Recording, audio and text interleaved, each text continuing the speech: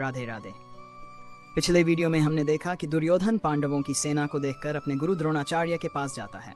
आज हम देखेंगे उसका डर और उसका भ्रम। गीता के तीसरे और चौथे श्लोक में दुर्योधन का मन पूरी तरह खुलकर सामने आता है। दृश्य का निर्माण कुरुक्षेत्र का मैदान, चारों ओर नद की गूंज है। पांडवों की सेना शांत, अनुशासित और संगठित खड़ी है। कौरवों की सेना संख्या में बड़ी है, लेकिन भीतर से अस्थिर है। दुर्योधन अपने गुरु द्रोणाचार्य के सामने खड़ा है। चेहरे पर आत्मविश्वास है, लेकिन भीतर भय छिपा हुआ है। श्लोक पश्चातां पांडुपुत्राणाम आचार्य महतींचमोम व्यूढ़ान द्रुपद पुत्रेण तव शिष्येन धीमता। श्लोक का अर्थ दुर्योधन कहता है, हे आचार्य, देखिए पांडवों की ये विशाल सेना, जिसे आपके ही बुद्धिमान शिष्य धृष्टद्युम्न ने व्यवस्थित करके खड़ा किया है। मन की चाल यहां दुर्योधन सिर्फ सेना नहीं दिखा रहा है, वह अपने गुरु को यह याद दिला रहा है, सामने जो सेनापति खड़ा है वह आपका ही शिष्य है। यह एक मानसिक दबाव है, यह डर की राजनीति है। जो व्यक्ति भीतर से कमजोर होता है वह दूसरे के मन को हिलाने की कोशिश करता है।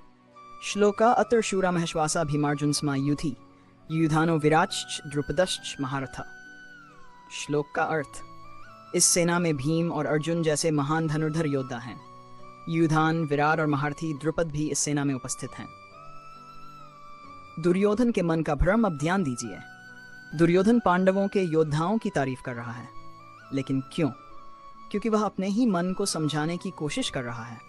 वह गिनती करने लगता है कौन कितना शक्तिशाली है, और डर का पहला लक्षण यही होता है, तुलना।